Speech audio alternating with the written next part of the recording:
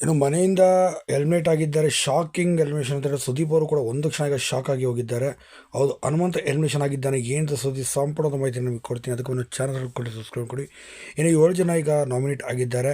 ಅದರಲ್ಲಿ ತ್ರಿವಿಕ್ರಮು ಮತ್ತು ಭವ್ಯಗೌಡ ಸೇಫ್ ಆಗಿದ್ದರು ಇಲ್ಲಿ.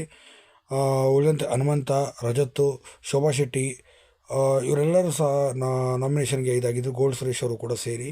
ಇನ್ನು ಇದೇ ಸಂದರ್ಭದಲ್ಲಿ ಇನ್ನು ಹನುಮಂತ ಅವ್ರು ಎಲಿಮಿನೇಷನ್ ಆದ್ರೆ ಅಂತ ನೋಡ್ತಾ ಬಂದರೆ, ಹನುಮಂತ ಅವರು ಸರಿ 4ನೇ ಸ್ಥಾನವನ್ನು ಈಗ ಸೇಫ್ ಆಗಿದ್ದಾರೆ. 4ನೇ ಸ್ಥಾನದಿಂದ ಸೇಫ್ ಆಗಿದ್ದಾರೆ. ಅಂದರೆ ವೋಟಿಂಗು ಕೂಡ ಅವರಿಗೆ ಒಂದು ಮಟ್ಟಿಗೆ ಮೀಡಿಯಮಾಗಿ ಬಂದಿದೆ. ಅಂದರೆ ತೀರಾ ಹೈ ಕ್ವಾಲಿಟಿಯಾಗಿ ಬಂದಿಲ್ಲ, ತೀರಾ ಲೋನು ಬಂದಿಲ್ಲ, ಮಧ್ಯಮದಿಂದ ಬಂದಿದೆ. ಇನ್ನು ಇದೇ ಕಾರಣಕ್ಕೆ ಹನುಮಂತವರು ಕೂಡ ಈಗ ಸೇಫ್ ಆಗಿದ್ದಾರೆ ಎಂಬ ಸದ್ಯದ ಮಾಹಿತಿ ಇದೆ. ಆದರೆ ಇವತ್ತು ಹೊರಗೆ ನಡೆದಿರೋದು ಶಾಕಿಂಗ್ ಕಂಟೆಸ್ಟೆಂಟ್ ಅಂತ ಹೇಳ್ಬೋದು. ಆ ಶಾಕಿಂಗ್ ಕಂಟೆಸ್ಟೆಂಟ್ ಯಾರು ಅಂತ ನೋಡ್ತಾ ಬಂದರೆ, ಅವರು ಬೇರೆ ಯಾರೂ ಅಲ್ಲ, ಧರ್ಮ ಕೀರ್ತಿ ರಾಜ್ ಅವರು ಬಹುತೇಕ ಹೊರ ಬಿದ್ದಿದ್ದಾರೆ ಅಂತಲೂ ಕೂಡ ಹೇಳಲಾಗ್ತದೆ. ಜೊತೆಲಿ ಚೈತ್ರ ಕುಂದಾಪುರ ಅವರು ಡಬಲ್ ಎಲಿಮಿನೇಷನ್ ಮೂಲಕ ಬಂದಿದ್ದಾರೆ ಅಂತ